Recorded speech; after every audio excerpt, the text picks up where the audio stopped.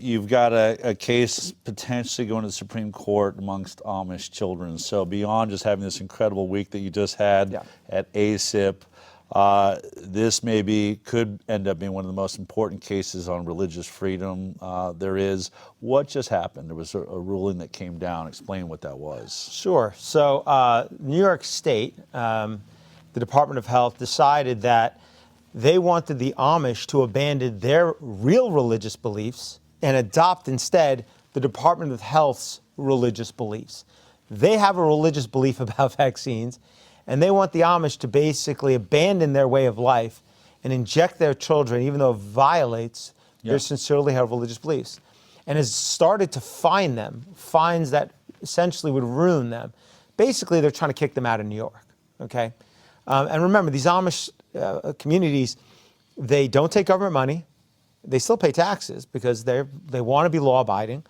They send their children to school in Amish schools on Amish land, totally self-funded, totally on their own property, no government involvement, in their own communities. These, usually 20 kids in a room with no air conditioning, one teacher, just teaching the kids.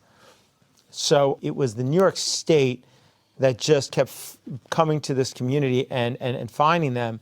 And the Amish, they don't want to fight. They're very, they're peaceable people, and they don't want to engage with, with the outside community as much as they want. But, this is an existential issue for them. They had to defend themselves, and we ended up representing them. And as expected, the lower court and the Second Circuit ruled that no, the fines are a fine, and it's okay to basically force the state's will upon the religious beliefs of the Amish. Essentially. And that's what not Roe v. Wade, Jacobson versus Massachusetts made them pay fine, made him pay a fine for not wanting to get a smallpox vaccine. So in some ways, it's mirroring that. There's fines involved.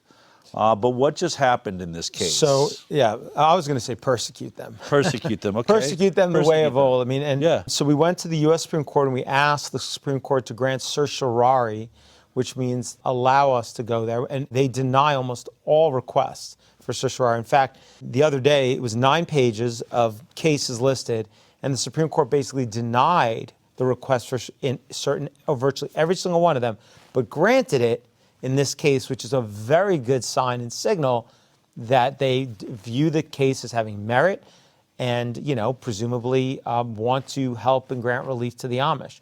But what they did is they granted cert, they vacated the Second Circuit's decision, and they sent it back down to the Second Circuit to reconsider, hey, reconsider this, in light of a decision called Mahmoud that just came out between the two of them, which has implications on how the Second Circuit should decide this. So, as it stands now, the Second Circuit will reconsider it, and we'll see where they go with it. If, they'll either decide, we better find a way to grant the Amish relief here, which would mean the Second Circuit, probably one of the most liberal circuits in the country, will have to find a way to actually say, yes, you can have a religious exemption to vaccination, or they're going to decide to go the other way and again decide against it, and then it will go back to the Supreme Court of the United States to decide.